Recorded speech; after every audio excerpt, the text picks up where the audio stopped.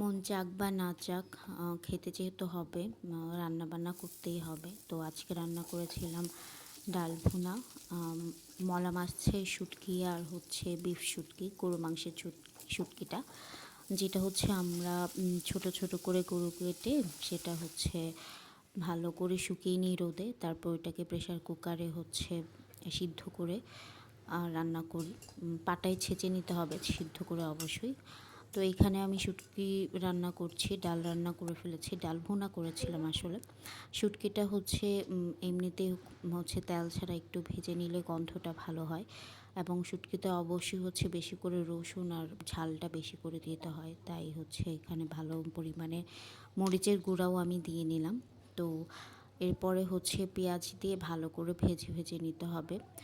আমাদের বাসায় শুটকি অনেক খাওয়া হয়, কারণ আমরা শুটকি খেতে পছন্দ করি।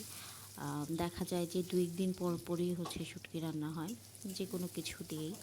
সব ধরনের সবজি দিয়ে আম্মু রান্না করে, আমিও সেভাবেই রান্না করার চেষ্টা করি। আজকে শুধু আলু আর বেগুন ছিল, তো আলু আর বেগুন দিয়ে রান্না করলাম, আর কিছু ছিল না, বাজার করতে হবে।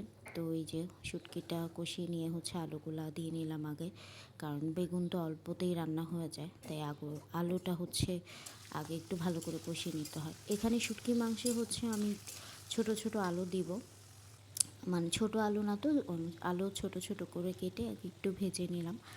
এখনকার আলুগুলো খেতে কেমন জানি হয়, আসলে খেতে ভালো লাগে না, জানি না কেন, কেমন জানি মিষ্টি মিষ্টি। তার জন্য আমি চেষ্টা করি হচ্ছে আলুগুলা কেটে ভেজে নেওয়ার জন্য। তো এই তো আমার হচ্ছে শুটকি ওই পাশে বসিয়ে দিয়েছি, হতে থাক। এখানে হচ্ছে আমি শুটকি মাংসের জন্য রান্না বসিয়ে দিলাম।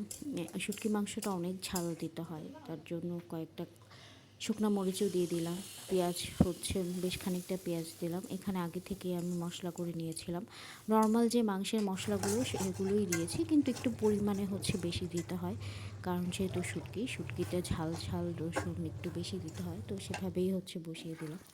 তো প্রথমে কড়াইয়ে সিদ্ধ করে তারপর ফ্রাইং প্যানে এভাবে ভেজে ভেজে শুটকি মাংস রান্না হয়ে যাবে।